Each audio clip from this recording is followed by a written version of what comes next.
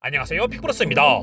최근 치솟는 기름값 때문에 많은 운전자분들이 연비에 더 민감해지셨을 텐데, 오늘은 그동안 저희가 진행해왔던 연비 실험을 바탕으로 연비에 관한 오해와 진실을 말씀드려볼까 합니다.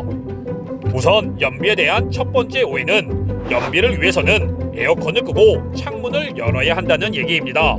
과연 이 말이 사실인지 에어컨을 최대로 켜고 주행했을 때와 창문을 열고 주행했을 때 연비가 어떻게 달라지는지 비교 실험을 진행했습니다. 실험 결과를 보면 창문 4개를 모두 열고 주행했을 때는 연료 소모량이 900ml였고, 창문을 1개 열고 주행했을 때는 이보다 150ml 적은 750ml가 소모되었습니다. 그리고 마지막으로 연비에 가장 불리할 것 같았던 에어컨을 최대로 작동했을 때는 놀랍게도 500ml밖에 소모되지 않는 예상 밖의 결과가 나왔습니다. 즉, 에어컨 컴프레서를 작동시킨 것보다 창문을 열었을 때 발생하는 공기 저항으로 인한 연료 소모가 더 크다는 것을 확인할 수 있었습니다. 특히 고속으로 주행할수록 연료 소모량이 더 커진다고 하니 고속도로에서는 창문을 닫고 에어컨을 사용하실 것을 추천드립니다. 두 번째 오해는 에어컨 바람 세기를 약하게 해야 연비에 좋다라는 얘기입니다. 많은 분들이 에어컨 바람 세기를 강하게 하면 연비가 더 나빠질 거라 생각하시는데요. 저희는 동일한 코스를 기준으로 에어컨 바람 세기를 1단과 5단으로 설정해 주행 실험을 진행해봤습니다. 실험 결과 연비 차이는 거의 발생하지 않았습니다.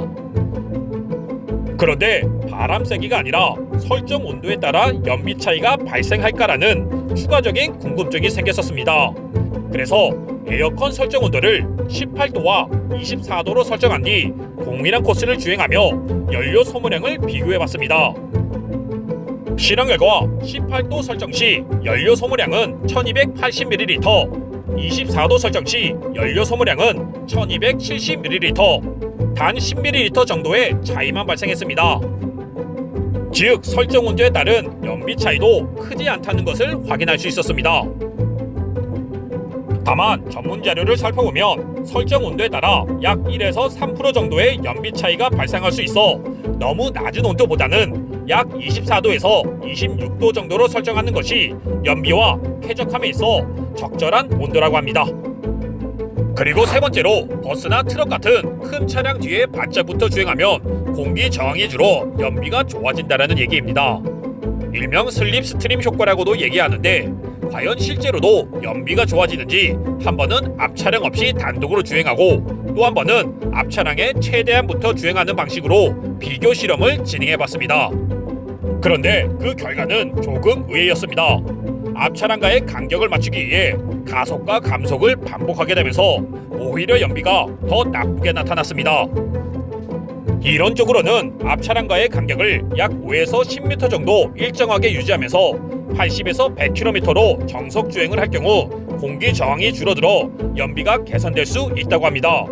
하지만 실제 도로에서는 이 간격을 일정하게 유지하는 것이 쉽지 않고 자칫하면 사고로 이어질 위험도도 매우 높아 연비를 조금 아끼려다가 수리비가 더 나올 수 있는 위험한 방법이라는 것을 알 수 있었습니다. 그럼 지금부터는 실험을 통해 확인한 연비를 개선할 수 있는 방법들에 대해 말씀드리겠습니다. 첫 번째는 타이어의 공기압입니다. 저희는 약 25km 구간을 타이어 적정 공기압인 33psi를 넣고 주행한 뒤 동일하게 마소 공기압인 20psi 상태로 다시 주행해 비교 실험을 진행했습니다. 실험 결과 33psi일 때는 연료가 약 1500ml 소모되었고, 20psi일 때는 약 8% 증가한 1630ml가 소모되었습니다. 생각보다 많은 차량들이 공기압이 부족한 상태로 운행이 되고 있다고 하는데, 연비뿐 아니라 안전을 위해서도 정기적인 점검을 하실 것을 추천드립니다. 두 번째는 차량의 무게입니다. 저희는 총 300kg인 성인 4명을 태운 상태로 주행을 해봤는데 연비가 무려 20% 정도나 나빠지는 것을 확인할 수 있었습니다. 연구기관에 따르면 차량의 무게가 약 20kg 증가할 때마다 연비가 약 1% 정도 감소한다고 하니 연비를 조금이라도 아끼고 싶다면 트렁크나 뒷좌석에 불필요한 짐이 실려있는지 한번 확인해 보실 것을 추천드립니다. 마지막으로 저희가 실험을 했던 것 중 연비에 가장 큰 영향을 미치는 요소는 바로 운전 습관이었습니다.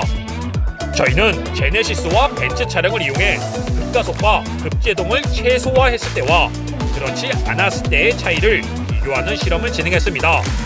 동일한 조건에서 연료 3리터를 넣고 차량이 멈출 때까지 주행한 거리를 측정한 결과 제네시스 차량의 경우 급가속과 급제동을 최소화하며 주행했을 때는 약 24.3km를 주행한 반면 급가속과 급제동을 자주 사용하며 주행했을 때는 절반 수준인 11.3km밖에 주행하지 못했습니다.